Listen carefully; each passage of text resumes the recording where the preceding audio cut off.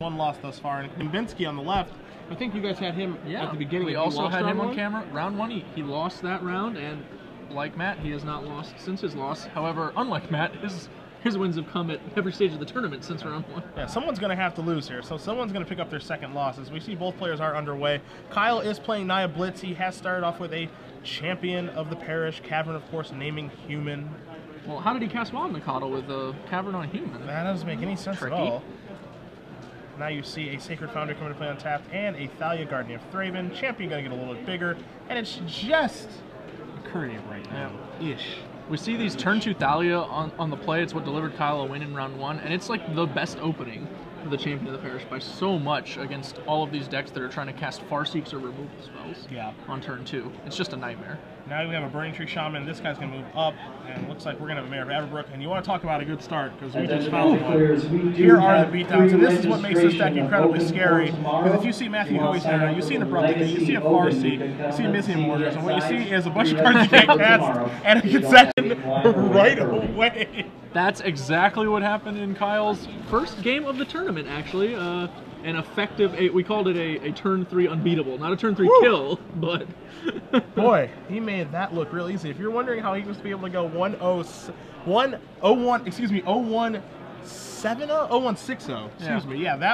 that's probably how you do it. It's right there.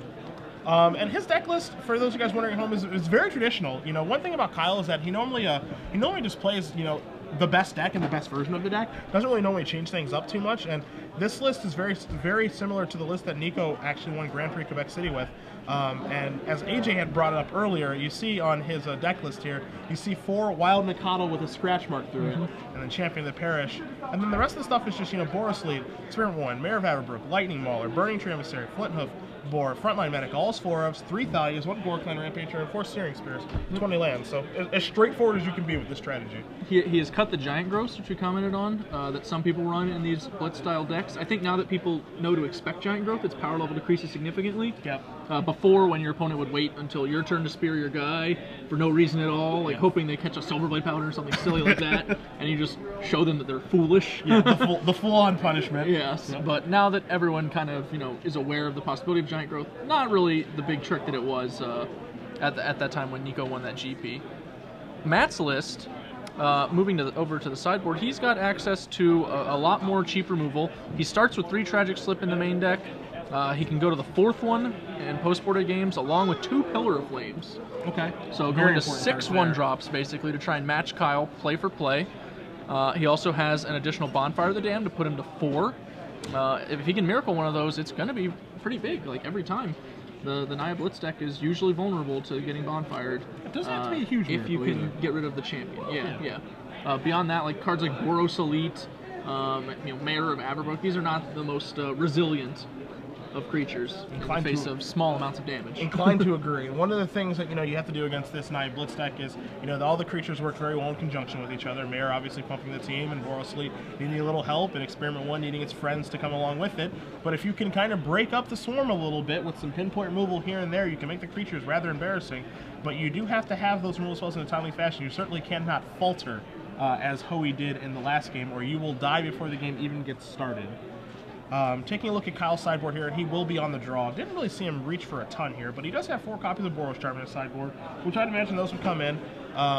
You know, for some cards, you're definitely going to want to leave those Searing Spears in the deck to be able to take care of Olivia Voldaren and possibly the front end of a Thragtusk. He has 2 copies of Fiend Hunter in the sideboard, 2 copies of Bonds of Faith, 2 copies of Boros Reckoner. He actually has an additional land and Cliptop Retreat for when his spells get a little bit more expensive at the sideboard. I'm not really sure what you want to board out in this particular matchup, as the deck is very cohesive in what it's trying to do, so you don't want to deviate too much from that. But maybe Kyle figures that Boros Charm is just a strict upgrade over Searing Spear, perhaps. Yeah, it kind of depends on how scared he is of Olivia. I'm not sure. I think Huntmaster is actually the more reasonable target for Searing Spear in the matchup, because you do kind of need to keep him, you know, off the board. You don't want to let them have an additional blocker in a lot of instances. Plus, if he ever flips, he's a very big problem. The 4/4 body is bigger than every creature in the Nia Blitz deck, and flipping back is a very realistic threat to make another block or gain 2 life. You know, not good. So I think that you're right. Kyle wants at least some amount of Searing Spear. Makes me curious what he actually took out.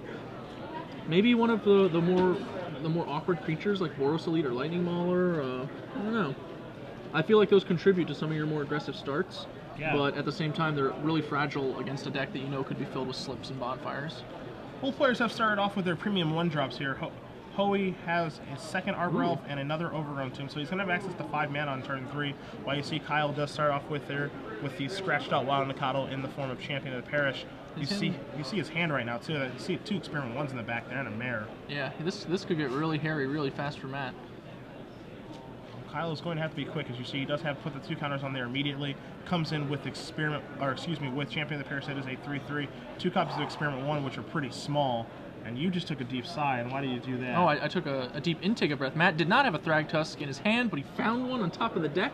Ideal for someone hitting 5 mana on the 3rd turn. Pretty good place to have that. Yeah, that's where you want to keep the good cards.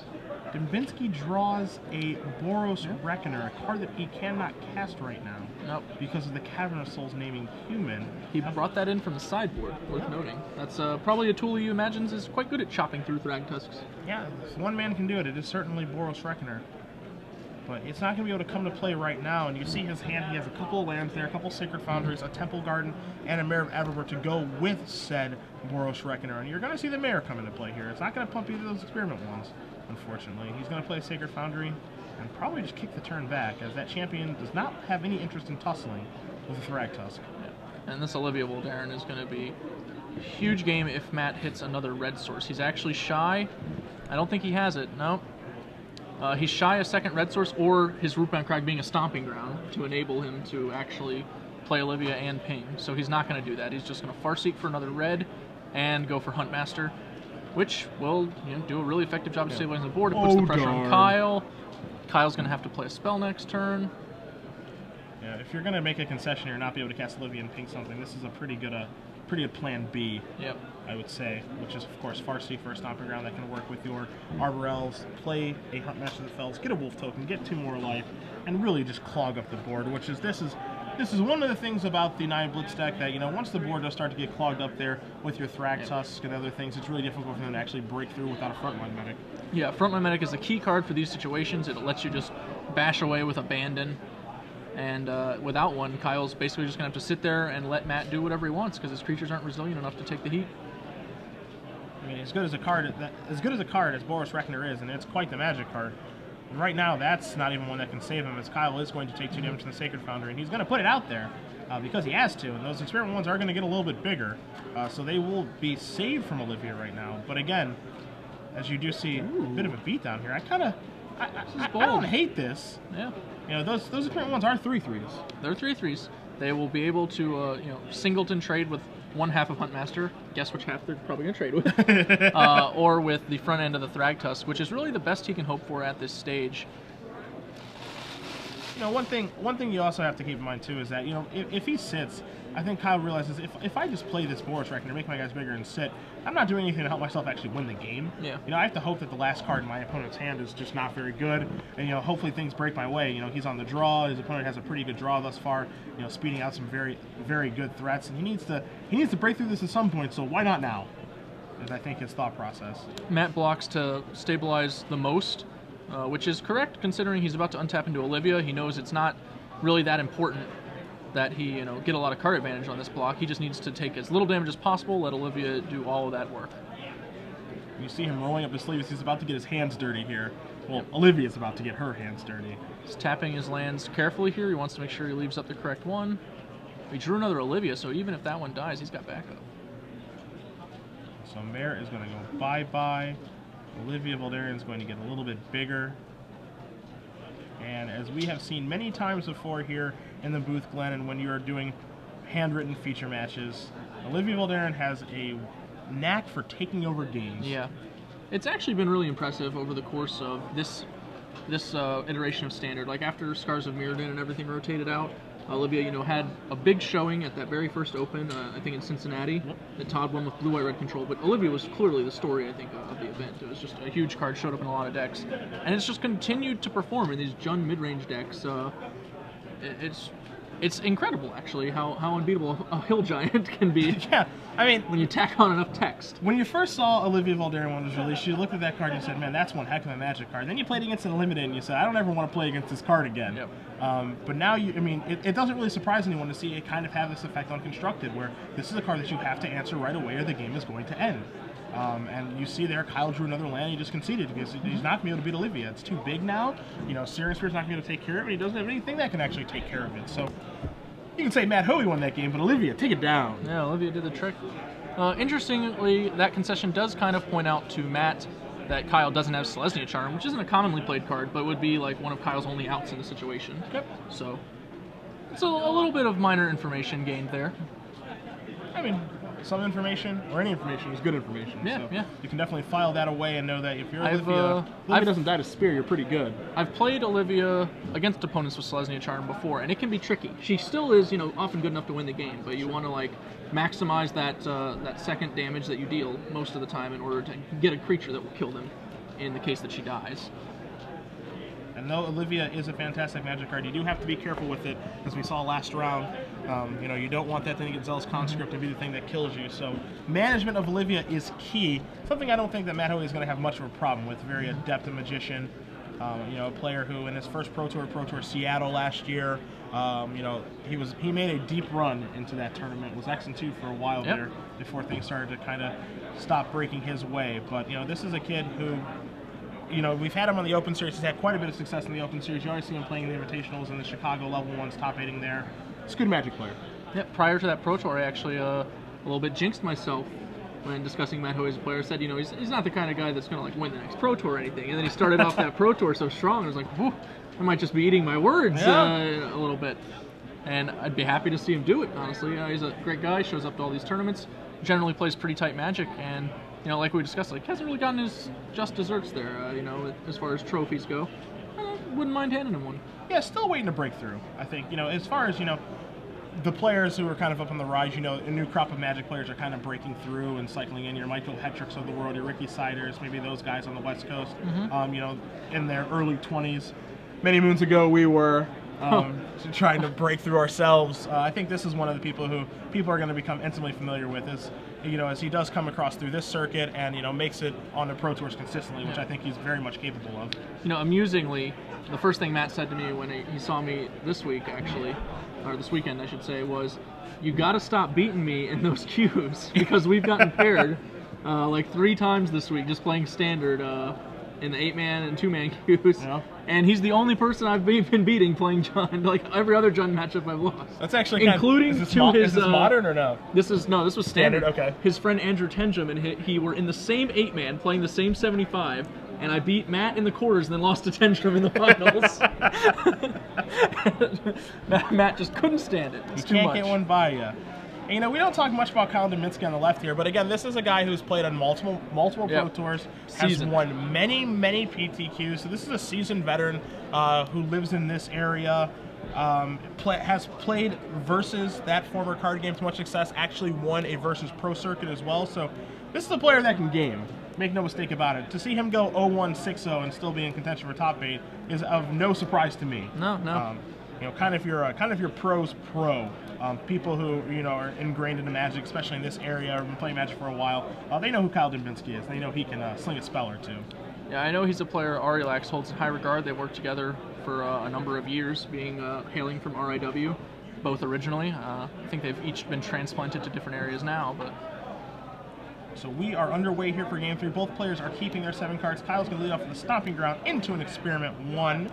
So, not champion of the parish, but still a pretty gosh darn good start. As you see Hoey slicing through his hand right now. I believe we do see a Farseek in there and a whole bunch of removal, yes. Pillar Flame, Abrupt Decay, Bonfire of the Damned, and Liliana of the Veil all in his hand. I think he has a Murder too, and a Thragtusk. Whew. Oh my. He's going to need the lands to cast it all, but he does have a pretty good hand so far. A little surprised to see him not pillar that guy on turn 1. Yeah, I think he's holding it for a potential Thalia, is my guess. He can really open himself up here to a Burning Emissary plus another guy to make that Experiment 1 bigger, and then that would be a bit of an issue, but it looks like he's dodged that bullet, as Kyle does just have a Lightning Mauler, and he chooses not to Soul Bond up. Interesting. In Kyle's hand, you do see a Flames of the Firebrand, a Searing Spear, a Champion of the Parish, and a Fliphook Boar. And maybe he's thinking to himself, I don't have the land for the Fliphook Boar right now, and Pillar of the Flame is going to take care of that Champion of the Parish. So maybe he needs to go, the hard way to give it haste. And he draws a Boros Elite. Ooh. There's your Flint of 4, now he'll bond. All right, so in for A little 5. awkward, but yeah. I mean, 5's 5. 5's 5 all day long. So down to 13 goes Hoey. Let's see if Hoey has a land. He does. Yep, he's got an additional one. He's Cemetery. peeled Runner lands, so he's going to be able to curve out these removal spells. However, he's too big to bonfire. I imagine we'll see him murdering Flint of 4 or Abrupt Decaying Flint of 4. Probably the former this turn. Yeah, I think he's going to want to use all of his mana. You see Experiment win the draw here for Kyle. I think the turn starts by attacking, and that's exactly what he's going to do. He's going for the Abrupt Decay. Oh, he's going to use Abrupt Decay in the Flint of 4. Interesting. That might come back to bite him just from being able to use as much mana efficiently as possible. Yeah, I'm kind of curious about it. Here's a Champion of the Parish. There's an Experiment 1. Champion's going to become a 2/2. And that Lightning Mauler, of course, is going to be able to give a guy haste, and we know that he is sandbagging a Boros Elite, so that's something else to keep in mind. But we also do know, Glenn, that there's a Bonfire of the Damned for 1 looming over here as well. Yeah, I imagine he's going to have to go for that here. It's too risky that he'll just get knocked way. He could be, on like 3 life or something next turn if he doesn't do it. So, yeah, he's going to go for it. So there is your Bonfire for 1, taking care of the Lightning Mauler and the Experiment 1. Champion living as it is a 2/2. Kyle's going to draw a card. Does draw a land finally in the Cavern of Souls. Boros Elite can make this guy a little bit bigger, and we'll see exactly what he names with that. Does name Human and comes across for 3, so Hoey's going to go down to 8. Yep. But we know he has that land for the Thragtusk card. I find naming Human pretty interesting here. He can cast all of his humans without it. I think it might have been more prudent to go for the Minotaur or Wizard if he kept those Reckoners in. Yeah, if he kept them in, that's the question. And so now we're going to see Hoey move up in life. We're going to see this guy take a spear in the Yeah, end step. I think you sure. got to see a spear plus a flames here, probably, right? Yeah. Well, if Kyle draws any other human, then he actually won't even need to burn the flames. He can just send the champion, and it won't be that big a deal. And Burning Tree Emissary is actually like the perfect draw. Now he can do both. Yeah, so he can actually cast both cards, clear that out of the way. So talk about a good draw step. That's certainly one of them. Here come the meatheads. Yeah. That was, I think, basically the best draw step, as it also sets up Battalion on the next turn. And it really just forces Matt to answer what's going on here. And Olivia will do the trick. Hoey draws an Olivia Valdarin. Now this is interesting too, because now he also has he has a 6th land in the form of Woodland Cemetery. Checking for 4 black, he does have that, so he can actually go Liliana plus Murder this turn if he wants to. Oh yeah, or he can cast Olivia and shoot. I think both are highly viable lines. He may want to go with the Olivia here because he knows that he can avoid dying. And Kyle is just peeling off the top of the deck. I can't think of anything that would just straight up kill him, right? If he just plays Olivia and kills that Boros Elite. Well, the scary thing there, as you're going to see, the scary thing there is you're going to see Liliana plus Murder. It looks like is that if he does play Olivia and shoots down the Boros Reckoner, and let's say Kyle attacks him with the Champion of the Parish for 4. Hoey would have to make the decision on if he wants to block or not, because if he does go down to 4, he would be in Boros turn range. Sure, but that's not a card he's actually seen yet, so I feel like it wouldn't really be on my radar. As long as I'm above 3, I think I'm okay with it. And untapping with Olivia in play, as we all know. So yeah, that should just about do it. So he's put Kyle to the decision here. What Kyle doesn't know is obviously one of his guys is about to get murdered too. And note that the use of Abrupt Decay versus Murder did not come back to bite Matt here. So I think that's the right one to sacrifice. Kyle's kind of weighing the decision on if I draw a Lightning Mauler, what happens or here. a Boar. Yeah. And you're going to see Murder take care of this right away. Kyle went with the safer choice, and the second removal spell makes the safer choice much more correct. So now, if you're Kyle, you also have the decision now of, do I want to attack that Liliana or my opponent? Liliana's not threatening until 2 turns from now, because you let the discard happen. You're fine with that. And then the next turn it's going to eat a guy. But you probably have to assume if you're Kyle that my opponent probably has something. But at the same time, maybe if you're Kyle, you're thinking, I just have to draw spells for the rest of this game. And so you see a Boros Elite come in, Pillar of Flame the draw, and it's a pretty gosh darn good one. It is.